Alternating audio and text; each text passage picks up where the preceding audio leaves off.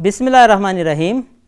نام سے اللہ کے کرتا ہوں آغاز بیاں، جو بڑا ہی رحم والا ہے نہایت مہرباں۔ محترم ناظرین، عزیز طلباء و طالبات، میں رحمت اللہ اردو معلم government girls junior college stone building Mandya آج کی اس آن لائن کلاس میں آپ سب کا استقبال کرتا ہوں، خیر مقدم کرتا ہوں، آداب بجا لاتا ہوں۔ پیارے بچوں، آپ سب کو ہماری اس کلاس میں خیر مقدم ہے، خوش آمدید ہے۔ سب سے پہلے آپ اپنی نصابی کتاب 10ویں جماعت کی اور ایک نوٹ بک اور پین قریب رکھ لیں۔ جب میں کلاس کراؤں گا جس میں اہم نکات آئیں گے ان کو آپ لکھتے جائیے۔ عزیز طلباء، آج ہم نوبہار ادب 10ویں جماعت کی کتاب کی ایک نظم سبق نمبر 3 جس کا نام ہے نعت کا مطالعہ کریں گے۔ اس کا صفحہ نمبر ہے 15 جس کے شاعر ماہر القادری ہیں۔ عزیز طلباء، آپ کے سامنے میں چند اشعار کو پیش کرنا چاہتا ہوں، غور سے سماعت کیجیے۔ اس کے بعد میں 2 سوالات پوچھوں گا، بہت آسان سوالات پوچھوں گا، غور سے سنیے۔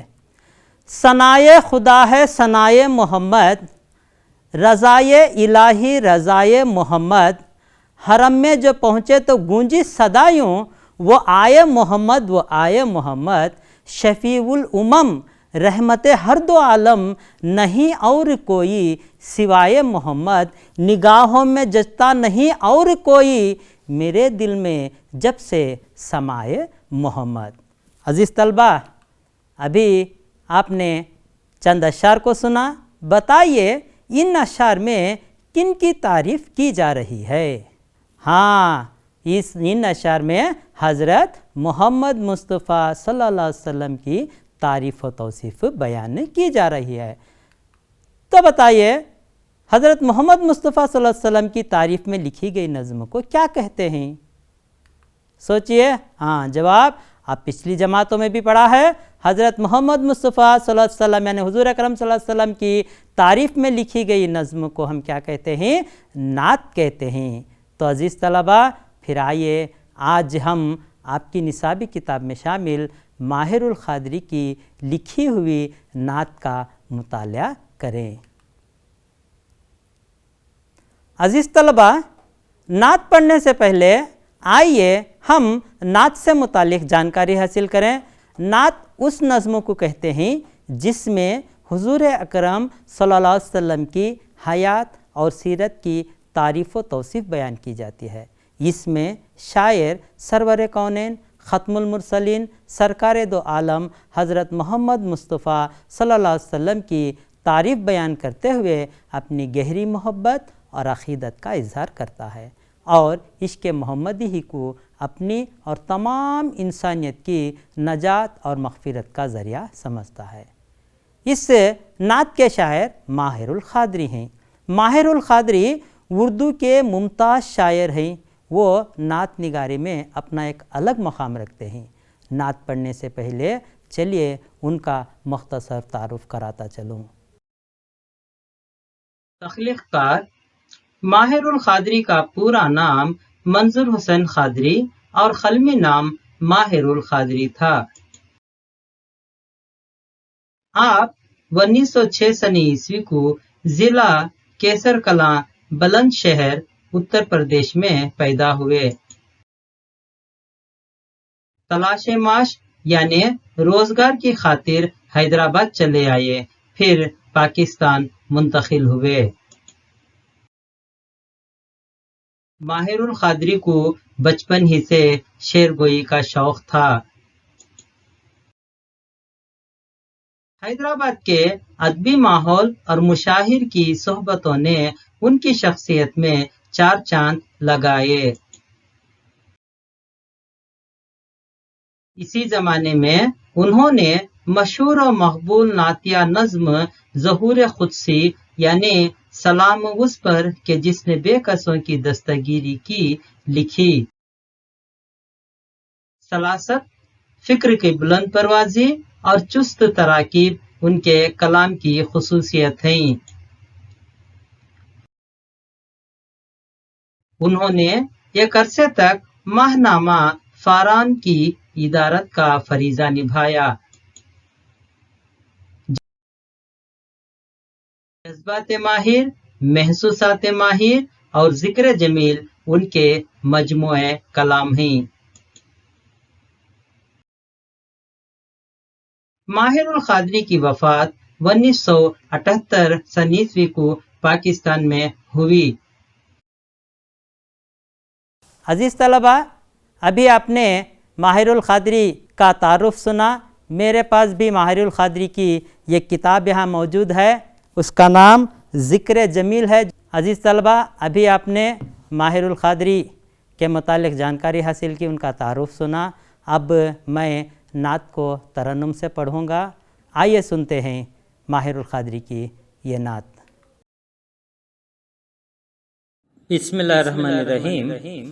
نعت شاعر ماہر القادری۔ کچھ کفر نے فتنے پھیلائے، کچھ ظلم نے شعلے بھڑکائے، سینوں میں عداوت جاگ اٹھی، انسان سے انسان ٹکرائے، پامال کیا برباد کیا کمزور کو طاقت والوں نے، جب ظلم و ستم حد سے گزرے تشریف محمد لے آئے، رحمت کی گھٹائیں لہرائی، دنیا کی امیدیں بر آئیں، اکرام و عطا کی بارش کی، اخلاق کے موتی برسائے، تہذیب کی شمعیں روشن کی، اونٹوں کے چرانے والے نے، کانٹوں کو گلوں کی قیمت دی، زروں کے مقدر چمکائے، اللہ سے رشتے کو جوڑا، باطل کے طلسموں کو توڑا، جو وقت کے دھارے کو موڑا، طوفان میں سفینے تیرائے، تلوار بھی دی قرآن بھی دیا، دنیا بھی عطا کی عقبیٰ بھی، مرنے کو شہادت فرمایا، بے چین دلوں کے کام آئے، عورت کو حیا کی چادر دی، اور غیرت کا غازہ بخشا، شیشوں میں نزاکت پیدا کی، کردار کے جوہر چمکائے، توحید کا دھارا رک نہ سکا، اسلام کا پرچم جھک نہ سکا، کفار بہت کچھ جھنجھلائے، شیطان ہزاروں بل کھائے، اے نام محمد صلی اللہ، ماہر کے لیے تو سب کچھ ہے، ہونٹوں پہ تبسم بھی آیا، آنکھوں میں بھی آنسو بھر آئے۔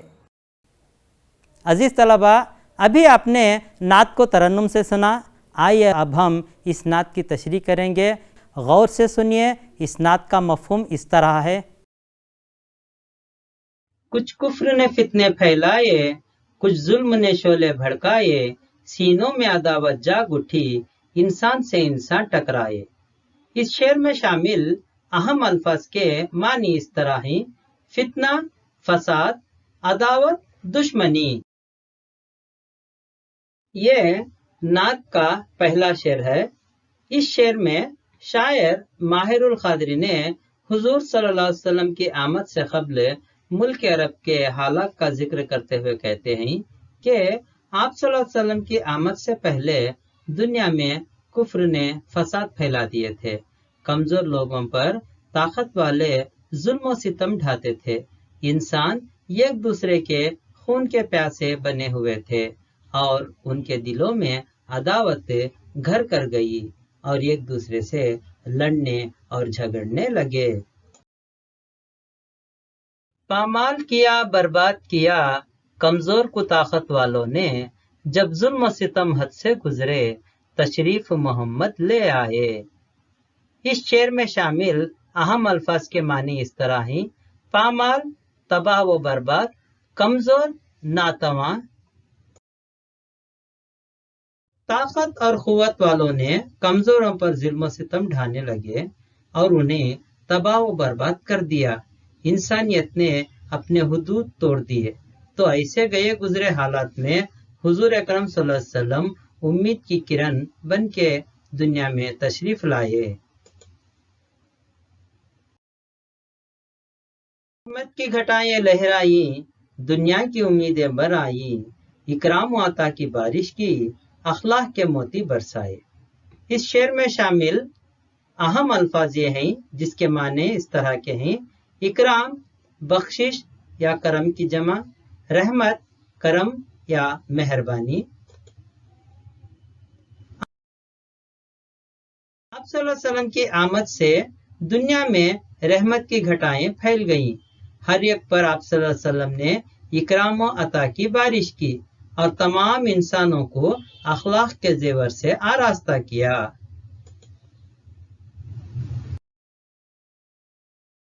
تہذیب کی شمع روشن کی، اونٹوں کے چرانے والے نے، کانٹوں کو گلوں کی قیمت دی، زروں کے مقدر چمکائے۔ اس شعر میں شامل اہم الفاظ کے معنی اس طرح ہیں: شمع، چراغ، گلوں، پھولوں۔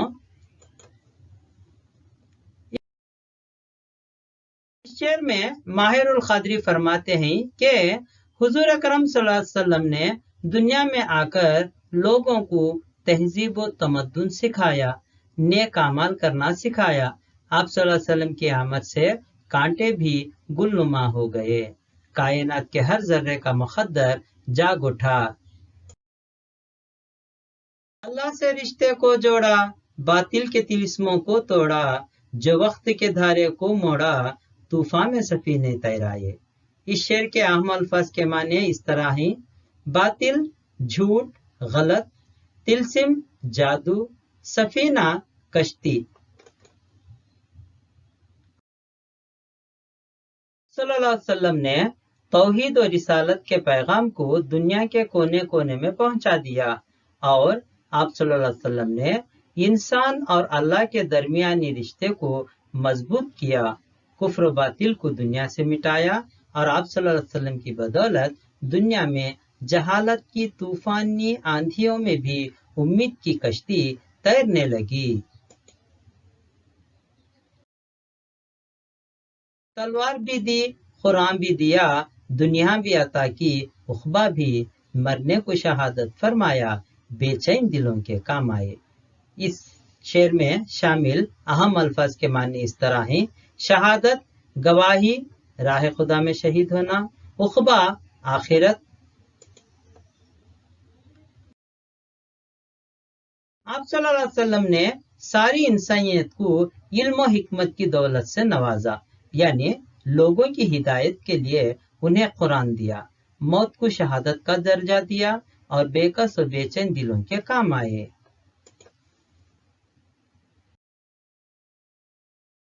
عورت کو حیا کی چادر دی اور غیرت کا غازہ بخشا، شیشوں میں نزاکت پیدا کی، کردار کے جوہر چمکائے۔ اس شعر میں شامل اہم الفاظ کے معنی اس طرح ہیں: غیرت، لحاظ، شرم، حیا، غازہ، اپٹن یا خوشبودار پاؤڈر، جوہر، ہنر یا کمال؟ صلی اللہ علیہ وسلم کی آمد سے پہلے عورتوں کو ذلیل و رسوا کیا جاتا تھا۔ آپ صلی اللہ علیہ وسلم نے عورتوں کی قدر و منزلت کرنے کی تاکید کی۔ عورتوں کو شرم و حیا کی چادر دی اور غیرت کے زیور سے آراستہ کیا، نیز عورت کے کردار کو عزت بخشی۔ توحید کا دھارا رک نہ سکا، اسلام کا پرچم جھک نہ سکا، کفار بہت کچھ جھنجھ لائے، شیطان نے ہزاروں بل کھائے۔ اس شعر میں شامل اہم الفاظ کے معنی اس طرح ہیں: توحید، خدا کے ایک ہونے پر یقین کرنا، پرچم، پھریرا، جھنڈا۔ آپ صلی اللہ علیہ وسلم کی آمد سے دنیا میں توحید اور رسالت کی نغمہ سرائی عام ہوئی اور اسلام کا چرچا ہر سمت ہونے لگا۔ کفار کو شکست ہوئی، اسلام کی اشاعت رک نہ سکی، جس کی وجہ سے شیطان کو شکست کا منہ دیکھنا پڑا۔ اے نام محمد صلی اللہ، ماہر کے لیے تو سب کچھ ہے، ہونٹوں پہ تبسم بھی آیا، آنکھوں میں بھی آنسو بھر آئے۔ اس شعر میں شامل اہم الفاظ کے معنی یوں ہیں: صلی اللہ، درود کے کلمات، تبسم، مسکراہٹ۔ آخری شعر میں شاعر اپنے متعلق کہہ رہے ہیں کہ میرے لیے تو ایک نام محمد ہی سب کچھ ہے۔ جب میں حضور صلی اللہ علیہ وسلم کا نام لیتا ہوں تو میرے ہونٹوں پر تبسم آ جاتا ہے اور میری آنکھوں سے بے اختیار آنسو نکل آتے ہیں۔ عزیز بچوں، ابھی آپ نے نعت کی تشریح سنی۔ اب ہم اس نعت سے متعلق چند مشقی سرگرمیاں کریں گے۔ مشقی سرگرمیوں کرنے کا ایک بہت بڑا فائدہ یہ ہوتا ہے کہ جو پڑھایا گیا سبق ہے اچھی طرح سے آپ کو ذہن نشین ہو جائے گا۔ پہلی سرگرمی آپ کے سامنے موجود ہے۔ مندرجہ ذیل سوالات کے ایک جملے میں جواب لکھیے۔ پہلا، سینے میں نفرت کے بھڑکنے کا انجام کیا ہوتا ہے؟ صحیح جواب ہے سینے میں نفرت کے بھڑکنے کا انجام یہ ہوا کہ انسان آپس میں لڑنے لگے۔ دوسرا سوال، سوال نمبر 2، طاقت والوں نے کمزوروں کے ساتھ کیا سلوک کیا؟ جواب، طاقت والوں نے کمزوروں پر ظلم و ستم ڈھایا اور ان کو پامال و برباد کر دیا۔ تیسرا سوال اس طرح ہے، اونٹوں کو چرانے والے سے مراد کون ہے؟ اس کا جواب ہے اونٹوں کو چرانے والے سے مراد حضور اکرم صلی اللہ علیہ وسلم ہیں۔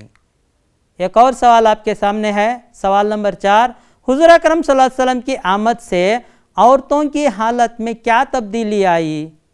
جواب، حضور اکرم صلی اللہ علیہ وسلم نے عورتوں کو حیا کی چادر عطا کی اور غیرت کو ہی ان کا سنگار بنا دیا۔ پانچواں سوال، شیطان کے بل کھانے کی وجہ کیا تھی؟ جواب، شیطان اس لیے بل کھانے لگا کیونکہ حضور اکرم صلی اللہ علیہ وسلم دنیا میں توحید اور کا پرچم لہرا دیا۔ حضور اکرم صلی اللہ علیہ وسلم نے دنیا میں توحید کا پرچم لہرا دیا، یعنی وحدانیت دنیا میں عام ہو گئی۔ ایک اور سرگرمی آپ کے سامنے یہاں موجود ہے، ان تراکیب کو نعت کے حوالے سے مکمل کیجیے۔ سوالات کچھ اس طرح ہیں، دیکھیے، رحمت کی، اکرام و عطا کی، اخلاق کے، تہذیب کی، وقت کا، حیا کی، غیرت کا، کردار کے، توحید کا۔ آپ کے لیے تھوڑا وقفہ دے رہا ہوں، مجھے امید ہے کہ آپ اس کے جوابات لکھ لیے ہوں گے۔ جوابات اس طرح ہیں، رحمت کی گھٹائیں، اکرام و عطا کی بارش، اخلاق کے موتی، تہذیب کی شمعیں، وقت کا دھارا، حیا کی چادر، غیرت کا غازہ، کردار کے جوہر، توحید کا دھارا۔ یہ رہے جوابات۔ آگے بڑھتے ہیں۔ عزیز طلبہ، ایک اور سرگرمی آپ کے سامنے ہے، اس نعت میں شامل قافیوں کی فہرست تیار کیجیے۔ قافیے کسے کہتے ہیں سب سے پہلے ہم اس کو دیکھیں گے، اس کے بعد سوالات کا جوابات لکھیں گے۔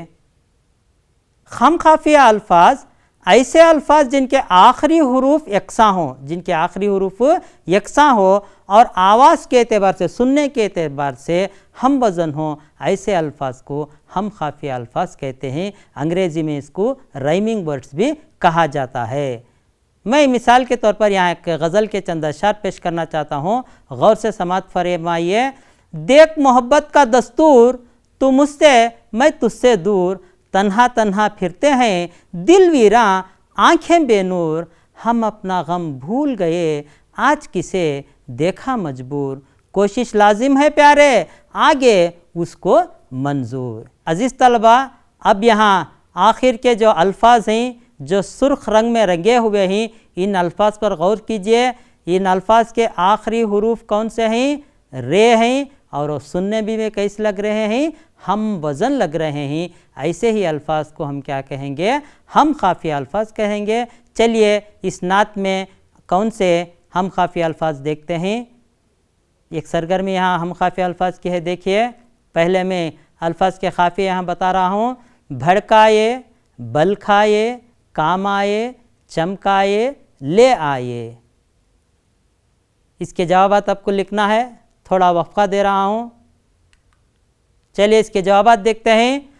بھڑکائے، ٹکرائے، بل کھائے، بھر آئے، کام آئے، چمکائے، چمکائے، تیر آئے، لے آئے، برسائے۔ یہ ہم خافیہ الفاظ۔ آگے بڑھتے ہیں۔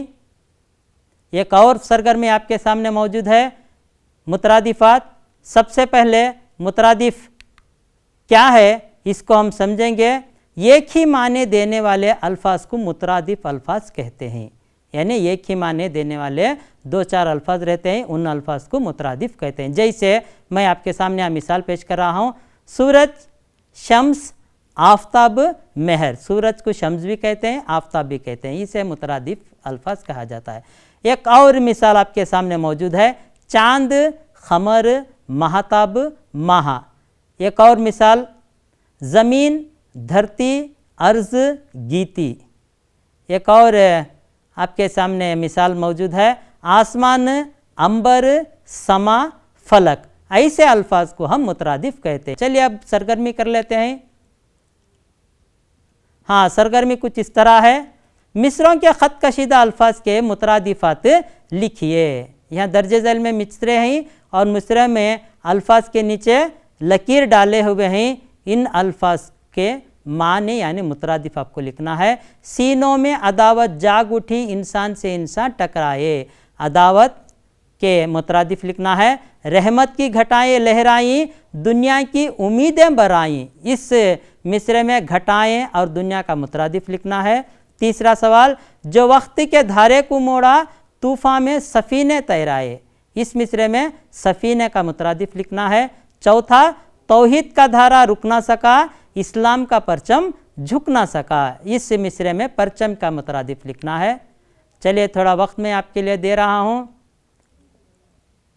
امید کرتا ہوں کہ آپ نے جوابات لکھ لیے ہوں گے۔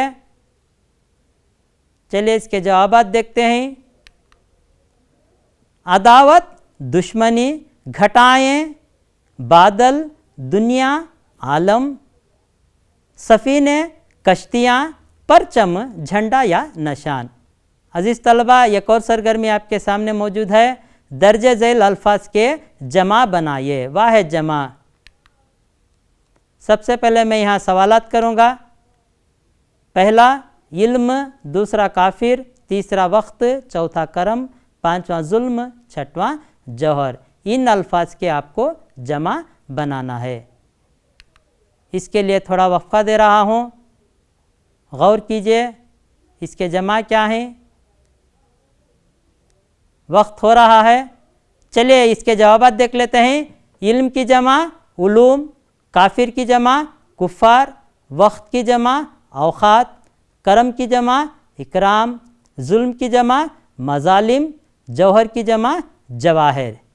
اب تھوڑا قواعد کی طرف رخ کریں گے۔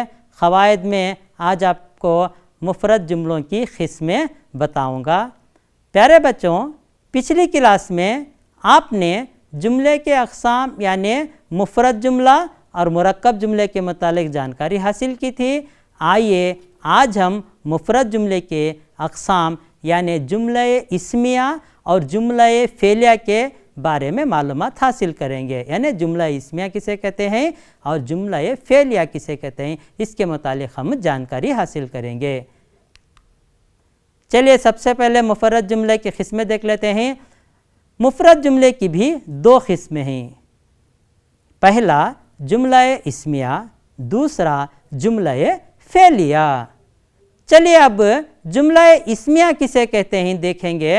عزیز بچوں، اس جملے پر غور کیجئے۔ سب سے پہلا جو جملہ یہاں پر ہے، اماں ملازمہ تھی، اس پر غور کیجئے۔ اس جملے میں اماں مسند الیہ ہے اور ملازمہ مسند ہے، دونوں کیا ہیں؟ اسم ہیں، اس لیے اس جملے کو ہم کیا کہتے ہیں؟ جملہ اسمیہ کہتے ہیں۔ یعنی جملہ اسمیہ وہ جملہ ہے جس میں مسند الیہ اور مسند دونوں اسم ہوں، اسے جملہ اسمیہ کہتے ہیں۔ جیسے بدایوں خدامت پسند شہر ہے۔ ایک اور مثال آپ کے سامنے ہے، باغ میں پھول کھلے ہیں۔ ایسے جملے کیا کہلاتے ہیں؟ جملہ اسمیہ کہلاتے ہیں۔ اب اس جملے پر غور کیجئے۔ بچوں نے ان کی پوٹلی کھولی۔ مذکورہ جملے میں بچوں مسند الیہ ہے اور اسم ہے، اور کھولنا مسند ہے، کھولنا فعل ہے یعنی کام ہے۔ ایسے جملے کو ہم جملہ فعلیہ کہتے ہیں۔ یعنی جملہ فعلیہ وہ جملہ ہے جس میں مسند الیہ اسم اور مسند فعل ہو۔ جیسے اماں کو لاٹھی کے سہارے چلنا مشکل ہو گیا۔ چلنا کیا ہے؟ فعل ہے یہاں، اس لیے یہ جملہ بھی جملہ فعلیہ کہلایا۔ ناصر گھوم گھام کر آیا۔ گھوم گھامنا پھرنا یعنی فعل ہے، ایسا جملہ بھی کیا کہلاتا ہے؟ جملہ فعلیہ کہلاتا ہے۔ چلیے اب یہاں پر قواعد ختم ہوتا ہے۔ عزیز طلبہ، اس کے تھوڑی سرگرمی بھی ہم کر لیں۔ درجہ ذیل سوال کے 4 جوابات دیے گئے ہیں، ان میں سب سے مناسب جواب چن کر آپ کو لکھنا ہے۔ اس میں 3 غلط جواب رہیں گے، ایک صحیح جواب رہے گا، آپ کو صحیح جواب چننا ہے، انتخاب کرنا ہے۔ پہلا سوال، مفرد جملے کی قسمیں۔ آپشن اے 2 ہیں، آپشن بی 3 ہیں، آپشن سی 4 ہیں، آپشن ڈی 5 ہیں۔ چلیے جواب دیکھتے ہیں۔ صحیح جواب ہے آپشن اے 2 ہیں۔ مفرد جملے کی کتنی قسمیں ہیں؟ 2 ہیں، جملہ اسمیہ اور جملہ فعلیہ۔ آگے بڑھتے ہیں۔ جس جملے میں مسند اور مسند الیہ دونوں اسم ہوں وہ جملہ کیا کہلاتا ہے؟ آپشن اے جملہ مفرد، آپشن بی جملہ مرکب، آپشن سی جملہ اسمیہ، آپشن ڈی جملہ فعلیہ۔ دیکھتے ہیں اس کا جواب کیا ہے۔ آپشن سی جملہ اسمیہ۔ آئیے اب ہم آج کے سبق کا جائزہ لیں۔ آج ہم نے نعت کا مطلب سمجھے، ماہر القادری کا تعارف کرایا گیا، نعت کے اشعار کا مفہوم اور ہم خافیہ الفاظ کو سمجھے، جملہ اسمیہ اور جملہ فعلیہ کے متعلق جانکاری حاصل کی۔ تو چلیے ایک سرگرمی میں آپ کو دے دیتا ہوں۔ عزیز طلبہ، اپنی پسند کی 5 نعتیں لکھ کر اپنے اردو معلم کو دیجیے۔ محترم ناظرین، عزیز طلبہ و طالبات، امید کرتا ہوں کہ آج کی کلاس آپ سب کو اچھی طرح سمجھ میں آئی ہوگی۔ اب اپنے معلم رحمت اللہ کو اجازت دیجیے، انشاءاللہ اگلی کلاس میں پھر ملاقات ہوگی۔ بلا ضرورت گھر سے باہر نہ جائیں، گھر سے باہر کا ماحول بہت خراب ہے پیارے بچوں، گھر میں رہیے، محفوظ رہیے۔ شب بخیر، خدا حافظ۔